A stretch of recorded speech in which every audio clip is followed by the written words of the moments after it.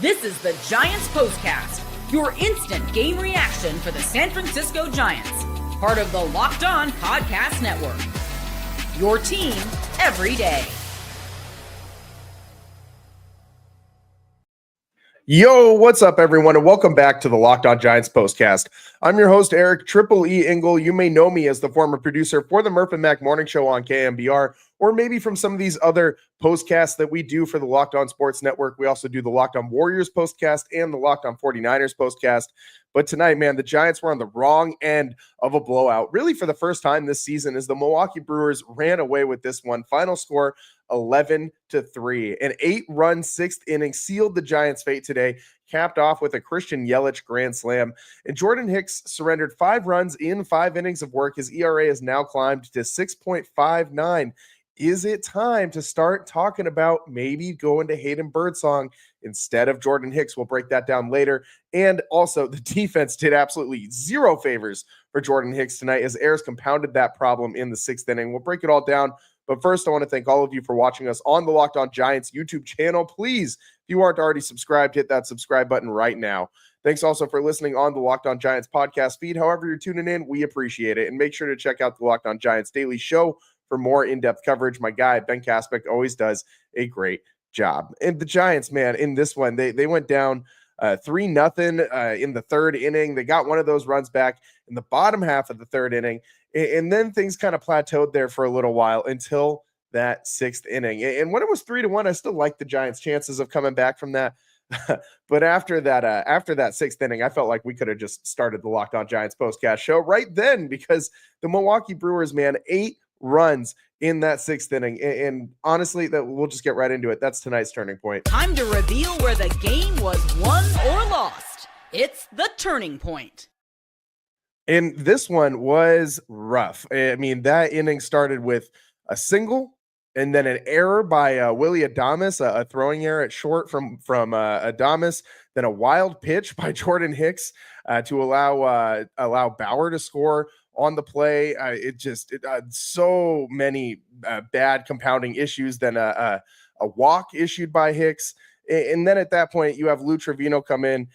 He gets an out, then gives up a single, then hits a guy, and then the Christian Yelich big grand salami to straightaway center field. And at that point, 9-1, the Brewers were leading. They tacked on another home run after a walk in that inning. So you add 2 more to that, and the problem kept spinning and spiraling and getting away from the Giants there in that inning, and it just never, ever, ever seemed to stop. So this is just one of those games where you kind of want to just crumple it all up and throw it in the trash can. You want to have a goldfish brain after a game like tonight, which is just means you got to forget. You got to have a quick memory, kind of that relief pitcher mentality of just next pitch, man. It's time to focus on tomorrow. Turn the page from tonight's game as quickly as blank and possible. Just burn it. Don't even turn that page. Just rip that page out of the book and go ahead and burn it. You don't ever need to look back at this game for any real reason. And it's just one of those ones that you want to move on from as quickly as possible. If you're looking for bright spots tonight, there really weren't that many. But one bright spot, Wilmer Flores. He had 3 hits tonight. And in his 3 at-bats, he also drew a walk. So he was on base 4 times, added another ribby to his National League leading 25 RBIs on the season, batting average up to 247. So slowly climbing up on the batting average. Wilmer he's obviously had a ton of clutch hits this year, but that batting average has been kind of lacking a little bit.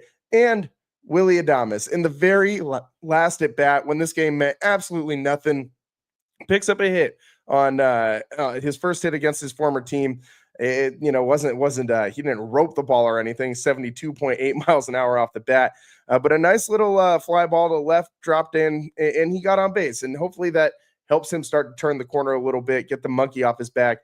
Got 2 more games against these Brewers for Willy Adames to get some payback against his old team. He seemed to be pretty friendly with all those guys, so I'm not sure Willy's looking for too much payback. We talked last night about how I love the nastiness of Hayden Birdsong, and I'm not saying that I don't like Willy Adames, but you can tell that this guy just I don't think that there's a mean or nasty bone in Willy Adames's body. He just looks like he's friends with everybody, man, constantly smiling and laughing, which is great. Like it's a wonderful disposition to have on life in general, but again, as I said last night, I do like to have my baseball players have a little bit of nastiness to them. I don't really see that in Willy Adames, but that doesn't mean that he can't be a great baseball player for the San Francisco Giants. I just would like to see him be a little less buddy-buddy with the Brewers while they're on the field. You know what I mean? We saw him kind of be like that with Julio Rodriguez earlier this season, but we know that all those Dominican players are very tight-knit. It's a very tight-knit group. So, I don't fault him or blame him for his disposition out there on the field. It's just a personal preference. You know what I mean? So I would also personally prefer to not watch a position player pitch the ninth inning for the Giants, although it is kind of fun and entertaining and wacky. I prefer when the Giants are on the other end of it. You know what I mean? When they force the opponent to throw a position player in that ninth inning. But let's just give Christian Koss some credit, man. I'm actually going to go as far as to give him tonight's player of the game, because who the hell else is it going to go to? This is the Locked On Player of the Game. And we got to give it to Christian Koss because he threw 7 pitches to get out of that inning. That was like one of the shortest innings of any Giants pitcher tonight. And not only that, but all 7 of his pitches were strikes, man. He got them all over the plate, and he got out of that inning. He saved the relievers some work. He didn't make the defense work too hard. And when you're in a game like this where you just kind of want to get out of it as quickly as possible, it's the best case scenario, man. Like you don't even have to throw one of your relievers in this game or another one of your relievers in this game, because the Giants already had to throw 2 of them in Trevino and Bivens. Bivens, by the way, ate 2 1/3 innings, so that was pretty solid from him. And like I said, Koss eating up that last inning. He only gave up 1 hit on those 7 pitches. So, I mean, pretty effective inning from Christian Koss, although, you know, he was not throwing heat up there on the mound by any means. So, but I just do appreciate the fact that he was able to go out, get it done, not really cause too much anxiety for that defense. It wasn't an inning that just kept going on and on and on. He didn't walk guys, just went over and put the ball over the plate. And in that scenario, it's about all you can ask for. So it's about the only thing that the Giants actually did well today, considering the 11-3 final score. But I also want to point out that this is the first time the Giants have really been blown out in a game this year. Prior to tonight, their largest margin of defeat was 4 runs when they lost to the Yankees in game 2 of that series, 8-4. So this is by far the most runs the Giants have given up in one game. It's also by far the biggest margin of defeat that they've had this season so far. However, it is a little concerning to me that this team is now 2-4 in their last 6 games. It is a small sample size, but this could be the start of a little bit of a slump for the Giants. And let's hope not, because, you know, that would hit like a ton of bricks right now, the way that the Giants started this season and the way that the rest of the National League West has started this season. Shout out the Cubs for their walk-off win tonight against the Dodgers after that stupid Pantone fan group went all the way out to Wrigley Field and got to watch a Cubs walk-off win. So shout out the Cubbies, fly that W out there today. And yeah, not too much to shout out for the Giants tonight. As I said, just a shellacking 11-3 at the hands of the Brewers. But it kind of got me thinking, man, is it time for Hayden Birdsong to supplant Jordan Hicks in the starting lineup? And I mean, I think that that's going to be something that we hear in the next coming days, coming weeks, maybe, about what the Giants should do. But are they actually going to do it? That's what's coming up next here on the Locked On Giants postcast. Today's show is sponsored by FanDuel. The NBA playoffs are here, and FanDuel is giving new customers an incredible way to get in on the action. Right now, when you join FanDuel and place your first $5 bet, you get $250 in bonus bets if your first bet wins. I love how FanDuel makes betting so easy, whether it's picking my favorite team, the Warriors, or diving into player props from three-pointers to steals to assists. FanDuel has so many ways to bet your favorite player props. And I got burned again tonight on Naz Reid for like the 15th time this season. Oh my God, I will never bet on Naz Reid ever again. And I won't ever relay to you guys confidence in a Naz Reid bet ever again. Plus, after the game tips off, you can even combine live prop bets into a same game parlay for a chance to win big. Don't miss out. Head to FanDuel.com and claim your $250 in bonus bets today. Welcome back to the Locked On Giants postcast. I'm your host, Eric Triple E Engel, and tonight, Jordan Hicks got hit hard again, gave up 5 runs in just 5 innings of work. That ERA now north of 6.5. It's 6.59 right now after tonight's game. And what you're going to be talking about, I think, is it time to swap out Hayden Birdsong and Jordan Hicks? This is what you'll be talking about. And I mean, this is, I think, going to be, it was something that's been brewing, it's inevitable, right? Birdsong has been so damn good out of the pen, and he looked so good at the end of last season. And just, I mean, the way the ball comes out of his hand, it just pops, man. It just explodes. And you love to see that from a pitcher that profiles like Hayden Birdsong. He's got multiple really good secondary pitches that he can use. And Jordan Hicks is kind of seeming to go the wrong way right now. But I do want to point out a couple things about Jordan Hicks. His expected ERA is 4.13, which is substantially lower than 6.59 that he's currently averaging. So he's been giving up a lot of seeing eye singles. His ground ball rate is 56.1%, 87th percentile in Major League Baseball. It's pretty good. And so it's not his fault if he's doing his job, if he's getting ground balls, you know what I mean? If the defense isn't positioned to field them, or if they just get hit where people aren't, you can't really do a whole bunch to do anything about that. If you're Jordan Hicks, there's not a lot much more you can do out there if you're getting those ground balls that you want. However, on the flip side of it, the thing that is concerning me about Jordan Hicks is that splitter, which was so effective last year, has really not been there this year for him. He only threw 10 of them today. And I mean, it had an average exit velo of 96.7 miles an hour. That's not very good. He did generate 3 swings and misses on those 7 swings that the Brewers took against the splitter. So that's a 43% whiff rate. That's not bad. But this pitch is nowhere near as dominant as it was last season when he really started to go to it. And the reason it was so effective for him is because he slots his arm the same when he throws the sweeper as when he throws the splitter. And the sweeper obviously breaks way outside to right-handed batters, and the splitter runs back in. So with also sinking action on it. And so that if that splitter isn't doing the same, doesn't have the same action that it did last year, that's a problem. It turns Jordan Hicks into a 2-pitch guy instead of a 3-pitch guy, which profiles more as a reliever than as a starter. And Hayden Birdsong right now, he's got a lot going for him. It profiles more as a starter than a reliever when you look at his pitch package. And I think that with the results that you've seen, it's inevitable that we're going to be having this discussion. I mean, I'm looking in the chat, and I see my guy C. Davis saying that it's time to go to Jordan or Hayden Birdsong instead of Jordan Hicks. And I mean, I don't think that it's I don't think that it's necessarily quite that time. We also got Bob Sachs saying, I don't think Hicks was that bad.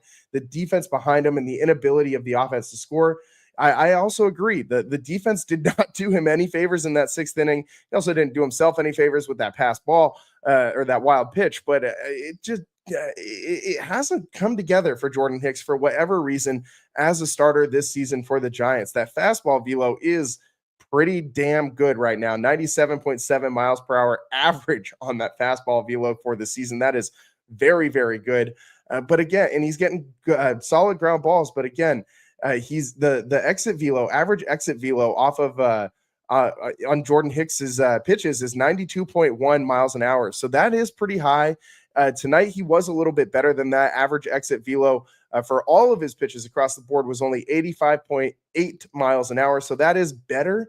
But still, you when you look at the stuff that Hayden Birdsong has brought to the table and you look at what Jordan Hicks has brought to the table, it's impossible to not have that consideration in your mind. Now, what I do think is the smart move for the Giants is to let Hicks kind of work through some of this stuff, because you don't want to turn to Birdsong too early in the season, because I don't think Hicks is going to go to the bullpen and then take back a starting spot later in the season. I think once Hicks goes back to the bullpen where he started his career, it's going to be Birdsong's show from that point forward.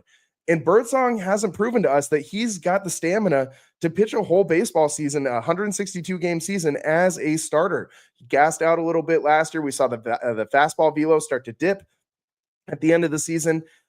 And we don't want that situation again. We don't want to get to the dog days of summer and have Hayden Birdsong start wearing himself out. I think the best case scenario for the Giants is to let Hicks try and figure this out, kind of tread water a little bit with him until you get a little bit deeper into the season, at least until the end of May. And then maybe you can start thinking about making that switch to Birdsong, because we also don't know that Hicks can last a full MLB season, but maybe between the two of them, you can actually get a full year's worth of a starting pitcher in 2025. So that's what I think would be the smart option for the for the Giants. But man, this is just not looking good for them. And just on another note, it is now 0-2 in the new City Connect era. I mean, I got, if you're watching on YouTube, you can see that I got the new City Connect hat on. I actually really like these hats a lot, but it's a bummer that they don't have the same vibes, the same juju as the creamsicles did. I like the orange sherbets a lot better than I like the creamsicles, man, and it's just not quite working out. My guy DG, one of our everydayers, says winless in the City Connects. Man, I it's a bummer, man. It's a bummer. And so yeah, just a rough watch for this game tonight. But hey, at least the Dodgers lost, and we can hope that the Giants still have a chance to win this series. 2 more games against these Milwaukee Brewers. And as I said, you just got to have a goldfish brain. Turn the page, move on from this game, and just, get on to the next one.